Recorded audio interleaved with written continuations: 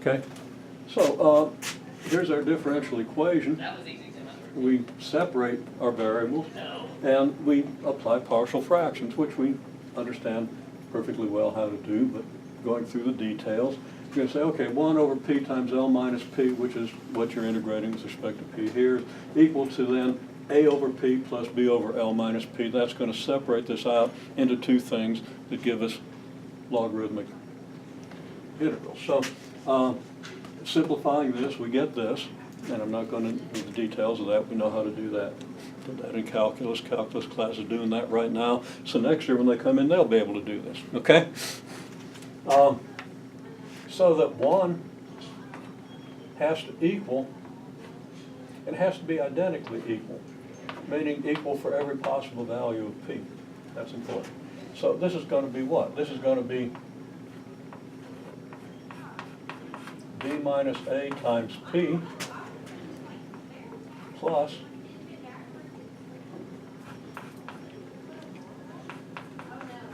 a times L.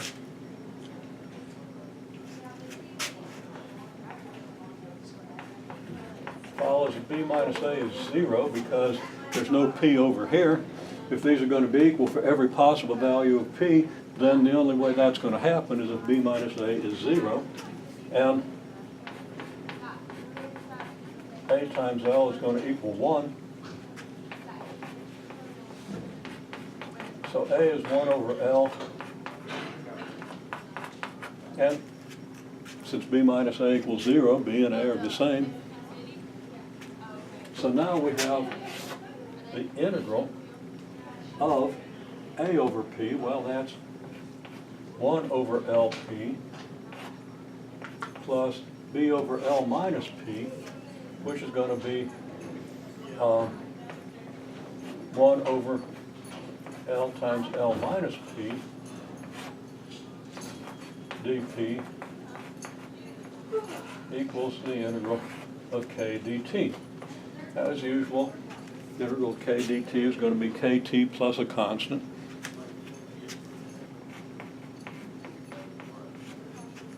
And the integral over here is just going to be 1 over L natural log of p plus 1 over L, actually minus 1 over L natural log of L minus p, and it's negative because your u substitution would be u equals L minus p. So the derivative of that with respect to p is -1, and so forth. Again, we understand this. So this means that we end up with the natural log of the absolute value of p over L minus p because, of course, the difference of two natural logs is the natural log of the quotient. And I've gotten rid of this L by putting it over here, so it's equal to K L T plus C. And then P over L minus P is going to be e to this power. And let's make a little more room. So we get P over L minus P equals A e to the K L.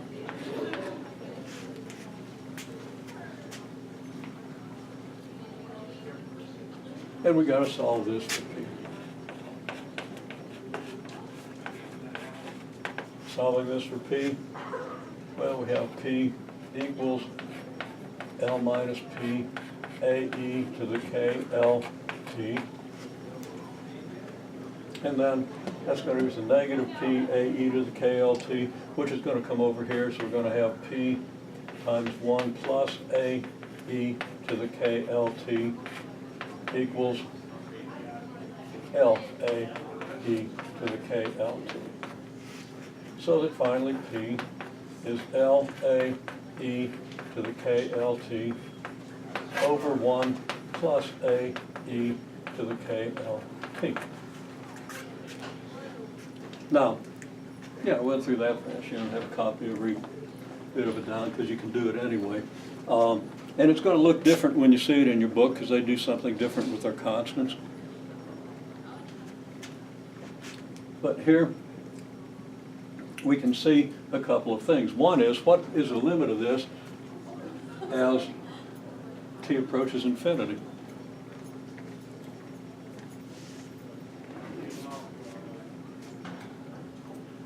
Well, as t approaches infinity, e to the KLT approaches infinity rapidly.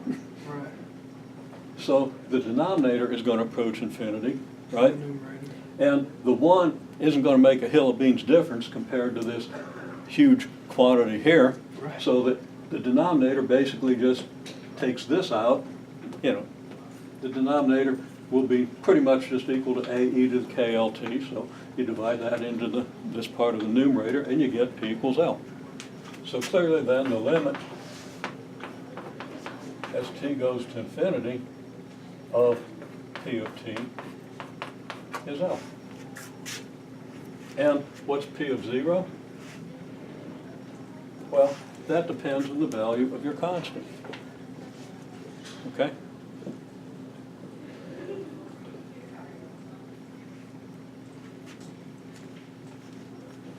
If a is small, then 1 plus this is pretty much just 1. Okay? Well, when t equals 0, the e to the KLT is 1. So that the denominator is pretty much just 1, and the numerator is then just pretty much L times A.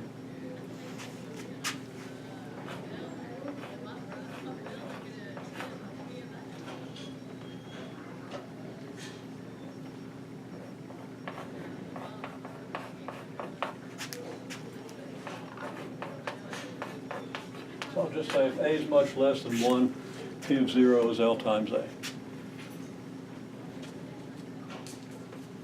Now we've got to figure out what all that means.